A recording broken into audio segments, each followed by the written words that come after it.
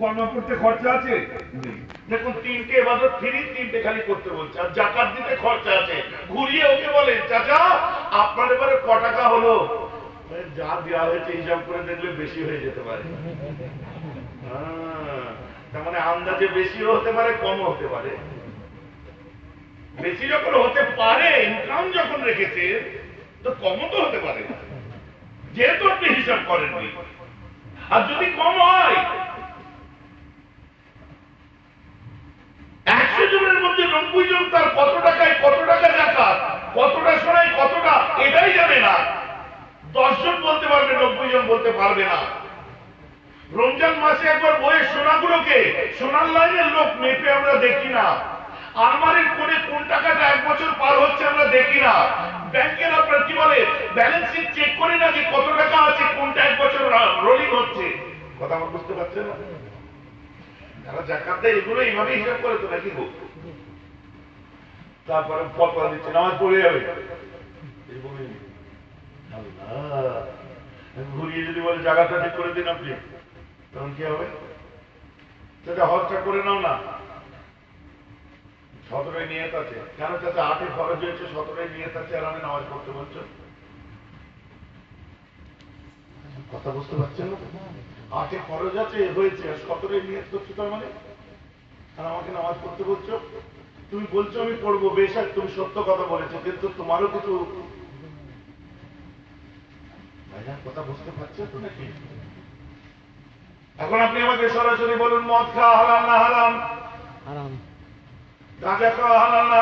জোরে বলবেন তো। মদ খাওয়া হারাম হালাল না হারাম? গাঁজা খাওয়া হালাল না হারাম? সুদ খাওয়া হালাল না হারাম?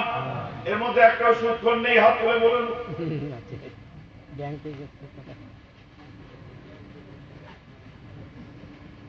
এরকম ওয়াজ করলে আপনাকে দাওয়াত করে, একবার করে আর করে না। আর মজুল্লাহ বসে আছে তো দেখে দিলি, যেখানে টিকে যায় টিকে যায়, বুঝলেন? হারাতে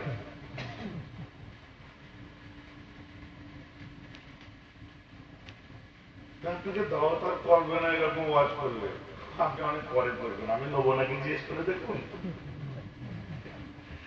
টাকা করে কমিটিতে চাঁদা উঠে গেল, টাকা উঠে গেল, দাওয়াত করে ফেলবেন। 50 লাখ টাকা দিলেও যদি আমি না যাই, আমায় নিয়ে যেতে পারবেন কি? হক কথা শোনার কলিজা রাখুন, একবার নয় 10 বার। আপনি ঘুরিয়ে বলুন, হুজুর আপনাদের দোষ নেই, আমাদের দোষ আছে তো। আপনার বলার ক্ষমতা আছে? আমাদের দোষ বলার ক্ষমতা আছে? বাবারা পড়লিও না, তোমরা হারাম খোর, তোমরা এই খোর, তোমরা ওই খোর, তোমরা সেই খোর, পনের টাকা নিয়ে হারাম, তাই না? তোমরা লোভী, কেন পড়লাম? তোমাদের জিহ্বা দিয়ে জল পানি পড়ে, তোমাদের খসরত খারাপ। মাইক উঠে এমন ঝাড়লাম না, যারা ফোন দিয়েছে বাচ্চাদের মুখগুলো ছোট্ট হয়ে গেল। কিন্তু ওখানে আরেকজনের মতো একটা প্রফেসর বসছিল, বুঝতে পেরেছে? ও উঠে আমার ছেলে বলছে, হুজুর কোন যারা নিচ্ছে তারা ভুল করছে, কিন্তু বিয়েটা তো আর আমার মতো প্রফেসর পড়ায় না, আর ডাক্তারেও পড়ায় না, উকিলেও পড়ায় না, মাস্টারেও পড়ায় না, বিয়ে তো আপনারাই পড়ান। তো কোন নেওয়া যদি হারাম হয়, তো বিয়ে পড়ানোটা কি আগে বলুন?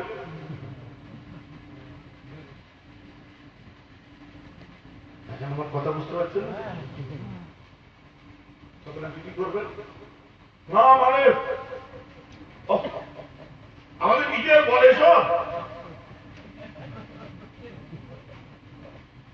আজও আমি বলছি, বহু মানুষ আছে আমাদের দেশে বলছে, দিনের কাজ করে হাজার হাজার টাকা নেন আপনারা, এই টাকা নিয়ে কি যায়? আমাদের ছেলেরা চুপ হয়ে যায়। সত্যি তো আমাদের হুজুরদেরকে যখন নজরানা দিয়ে আনতে হয়, বলি ওই মৌলানা সাহেবটাকে বলেন যে আপনি যে মাদ্রাসায় চাকরি করছেন, হাদিস পড়িয়ে পয়সা নিচ্ছেন, পাক্কা দিনের কাজ। কোরআন পড়িয়ে পয়সা নিচ্ছেন, পাক্কা দিনের কাজ। উসমান গনি জামিউল কোরআন, ওমর ফারুক, হযরতে আবু বকর সিদ্দিক, হযরতে আলী, ইমাম হাসানাইন কারিমাইন, এনারা কোরআন হাদিস পড়িয়ে জীবনে পয়সা নিয়েছে। আপনারা পয়সা নিচ্ছেন, ওটা কোথা জায়েজের কাছে দেখা, তারপর মেহরাবাই নিচ্ছে, পরে আমরা বলছি। এখন আমার কথা বুঝতে পারছেন না?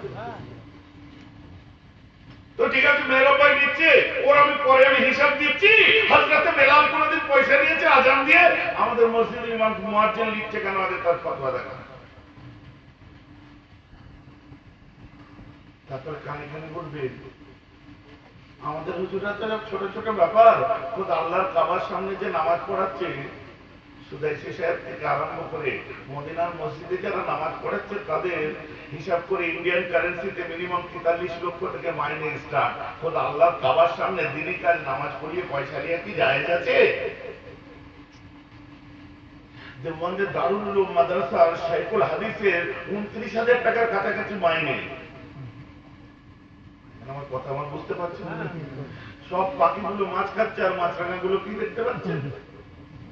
পানকৌড়িতে মাছ খাচ্ছে, বকে মাছ খাচ্ছে, সব পাখি মাছ খাচ্ছে আর মাছরাঙাদের দোষ হচ্ছে। হ্যাঁ, আশ্চর্য কথা।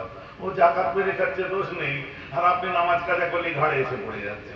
হ্যাঁ, তো সাজাবার কি দরকার আছে? ওই টাকা একটা গরিবের মেয়ের বিয়ে দিলে কত ভালো হতো। হ্যাঁ, অবশ্যই বিয়ে দেবো গরিবের মেয়ে। চলো বার করুন 10,000, আমি 1,000 দিচ্ছি। আমি 10,000 কেন? আপনি যে জ্ঞান দিলেন যেমন একটু বেশি দিতে হবে।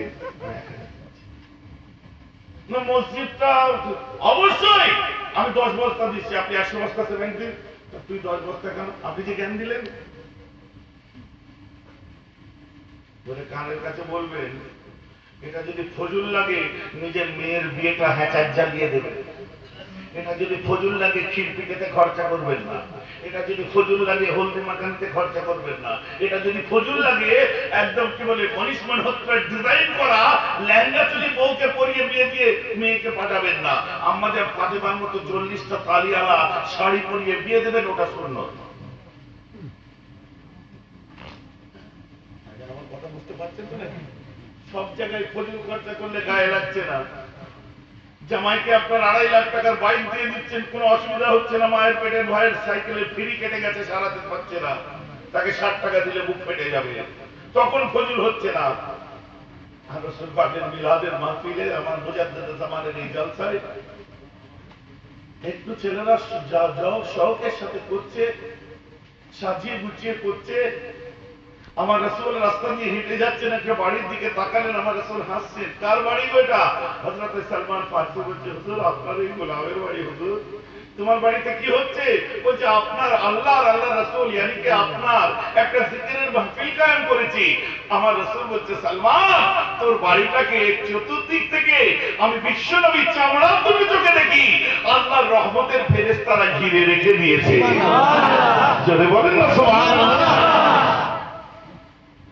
যত কুঞ্জুসি মিলাদে আর যত ফতোয়া তখন দিতে ইচ্ছা করে যখন আমার রাসূলকে কেন্দ্র করে কিছু করি, বাকি সময় ফতোয়া যাই পাঠায়। তাহলে এ থেকে বুঝে গেল মদ খাওয়া হারাম, গাঁজা খাওয়া হারাম। কথা বুঝতে পারছেন? এ থেকে বুঝে গেল তাড়ি খাওয়া হারাম, এ থেকে বুঝে গেল হিরোইন খাওয়া হারাম। এ থেকে কথা বুঝতে পারছেন না? এগুলো সব হারাম। আর সুদ খাওয়া হারাম, জাকাত মেরে খাওয়া হারাম। এবারে ফোন করে বলছে ফেতরা কত হয়েছে হুজুর? এখানে 32 দিয়ে দেবে। ও হুজুর এবারে একটু বেশি করে ফেললেন না একটু? হ্যাঁ, আমার বাবা ঠিক করে।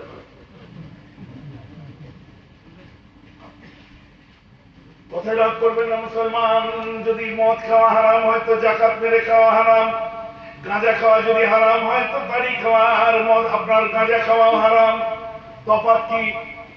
যারা জাকাত মেরে বসে আছে, নামাজ পড়ছে, টলছে না, আর মদ খেলে টলে, তাই ধরা পড়ে যায়। জাকাতে তো নেশা হয় না, আর মদে নেশা হয়। এর সুন্দর তফাৎ, ইও হারাম করার ও হারাম কর। তফাৎ এই মদকে টলে আর ও টলে না, তফাৎ এখন। ওতে পুরো দিকে আঙুল তোলার আগে আঙুলটা বোধহয় নিজের দিকে তোলা আগে দরকার। অপরের দোষ দেখার আগে দোষটা নিজের দেখা দরকার। তাহলে এখন পরিত্রাণের রাস্তা। النبي عليه الصلاة والسلام قال إن المؤمن إذا أذنب كانت متق سوداء في قلبه فإن تاب واستغفر سكن قلبه। তাহলে একটা জিনিস বুঝে গেল, আমরা কেউ ফেরেশতা নই, তাই তো নাকি? কম বেশি সবাইয়ের 19-20 আছে। পরিত্রাণের রাস্তা হলো ওই জায়গায় আমাদেরকে তওবা করা দরকার।